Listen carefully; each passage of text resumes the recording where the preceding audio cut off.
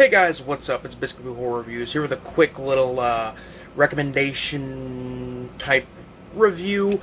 Didn't really plan on reviewing anything, but I watched a movie I thought was kind of interesting, and I noticed that not a lot of people have seen it, and those who have, been kind of mixed on it. So I thought that I would check it out. Now, it might be weird seeing me in a long sleeve shirt, but that's because it is fucking cold, because the movie I'm talking about is Ghostkeeper from 1981. It is a film shot in Canada. It's a Canadian horror film. And it's set in the American, Rocky... I think it's supposed to be like the Rocky Mountains during winter. It's a winter set horror film, and I figured if I'm going to be watching this film in winter, I'm going to make it as cold as possible. As a result, I'm cold. So I put on a fucking long sleeve shirt.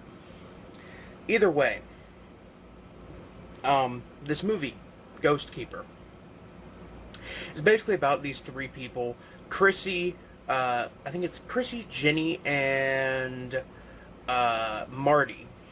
They're out snowmobiling on New Year's Eve, and they decide to ignore the warnings of the shopkeeper at the general store. Classic trope. And they wander off into the mountains. They get into an accident. One of the snowmobiles ends up getting damaged beyond repair. Luckily, they happen to break down near a old abandoned lodge hotel up in the mountains, and it starts to snow, so they decide that since the place is abandoned, they could stay the night. They search around, and basically find out that there's an old woman living there who is living there with her son, and they are taking care of some kind of evil entity in the basement of this hotel. Now, I would say this is a spoiler, but because the film literally tells you this in the opening credits, I don't consider it a spoiler. But the evil entity turns out to be a Wendigo.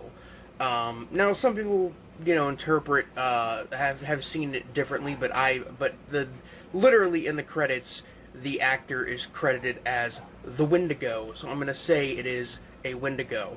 Either way, I love Wendigo-based folklore and stuff, and I love to see it represented in horror fiction.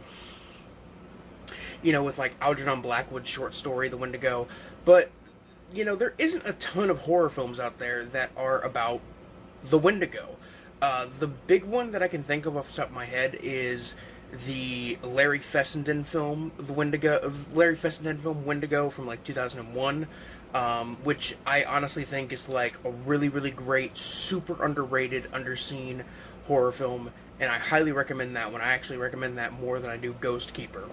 However, Ghostkeeper is a movie that I've seen a lot of people call boring, uninteresting, way too slow-paced, and I can completely understand all of those complaints about it. I can completely, agree with some of those complaints, but I honestly think, and I kind of heard about these things about the movie ahead of time, so I kind of went into it hoping that this would be a pretty suspenseful, creepy watch if I, got the room nice and cold, put on some colorful, blue mood lighting, and just kind of sat in the dark and watched it. And I have to say that is the way to watch Ghostkeeper, is in the dark, fucking absolutely freezing ass cold.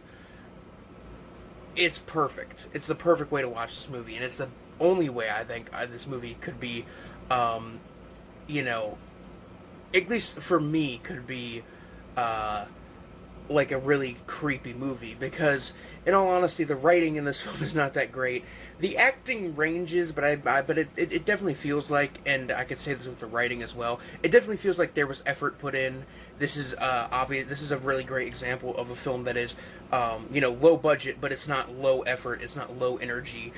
You could tell by watching this film that this was something that the director really wanted to make. He wanted to make an interesting horror film, and he made one that's got some cliches. It's not super unique, but it's definitely interesting, definitely super underseen. Not a lot of people have really seen this one. And honestly, I kind of like Ghostkeeper quite a bit. The characters aren't super fleshed out or anything, but I think their antics and their conversations that they have, because there's a lot of talking in this movie, are entertaining and interesting enough. I think that with some better lighting, or and better like camera work, like if this movie would have been shot with like Dean Cundy as the cinematographer, this movie would be fucking amazing, and the atmosphere would work a lot better. Because there's so many times in this movie where I've looked at some of the cinematography and thought, like, yeah, that's okay, but like this could be so much more beautiful on a visual standpoint. There's still some really nice visuals. There's a scene in particular where there's like a window open in one of the hotel rooms, and it's blowing in snow, and the door to the hotel room is like cracked open with a hanger that's on the doorknob so it can't close all the way, and it's just kind of like moving back and forth. And I thought that was a really nice, eerie little shot. The film's pretty slow paced. It's not the most action packed movie ever.